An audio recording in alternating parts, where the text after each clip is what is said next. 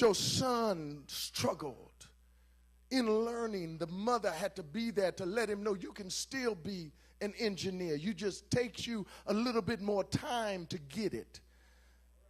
How the mother had to guide the daughter when that boy stabbed you in your back by leaving you for your best friend. Your mama had to be there to wipe the tears away. I ain't getting no help in here, but I'm gonna take my time this morning, because too many times girls walk around and they get damaged, and one thing they do, they realize that their friends are not really their friends, but their mama is really their mother. They've been frustrated. You know how it is when you're in a relationship that you really like this person, the person really like you, but they just don't want to work out. They just don't want to do what you want them to do. They don't want to act like you want them to act. They don't even want to do their hair. You know how it is. You know, you like it. I like my wife hair a certain way, and every now and then she'll wear it, and I like it like that. But I can't get her to do it all the time. You know how you just have to take a picture because it lasts longer. You know, your mama, come on here and say, you know, your mama have to help you learn how to deal with that person or that behavior in that relationship, because guess what? It's the best thing for you if you hang in there. Somebody ought to say amen. And those of us who have ever been, who are married know what I'm talking about, because you can't talk to your friend about your husband because she be laid up there next week trying to get him, because she know what you don't like, and she like what you don't. I ain't getting no help in here. Somebody ought to say, man. Nevertheless, what we've gone through that, and we've gone through the hurt. And the reality is, the one that really knows us better is our mother. Our father would tell you, Daddy, she left me. So what? There's more fish in the sea. I ain't getting no help in here. But she was a mermaid. The rest of them are guppies. You know how it is. You know, you got to grow up. Your daddy tell you, well, that's good. He don't need you. You don't need him anyway. You got me. I'm your boyfriend. I ain't getting no help in here.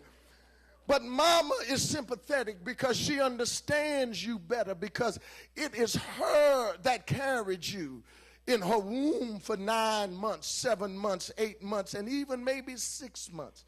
It is her that felt your movement at the very first point that you moved. It was her that really said, his feet right here, her head's over here. Oh, wait a minute, be still.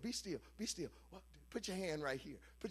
That was the mama that did that. It was mama that rubbed you and said, would you please be still? Please be still. I'm trying to go. It was mama that would roll over on that side that would mess you up. And that's why you can't sleep except when you're in the fetal position and your head under the cover. It's because of your mama you like that. Mothers. And this is not, if you will, to say that all of us, if you have this, have had wonderful experiences with our mother, because some of us have had horrible experiences with a mother. Some of us, our mother was never there, even though she was. Some of us grew up with alcoholic mothers, drug-addicted mothers, mothers who were chasing this and chasing that and never thinking about us. I wish I had a witness in here. Sometimes, if you will, some of us, if you will, didn't even have our birth mother to raise us. We had a grandmother or a surrogate mama, a foster mama, an adopted mother. But we had a mother. Somebody ought to say amen. And it's in these attacks, if you will, when things occur, that I may or may not have been responsible for things that happen. But one of the things that is so real is that it does not mean that I can't be what I want to be. It just means that I got to deal with life a little differently than everybody else. Somebody ought to say amen.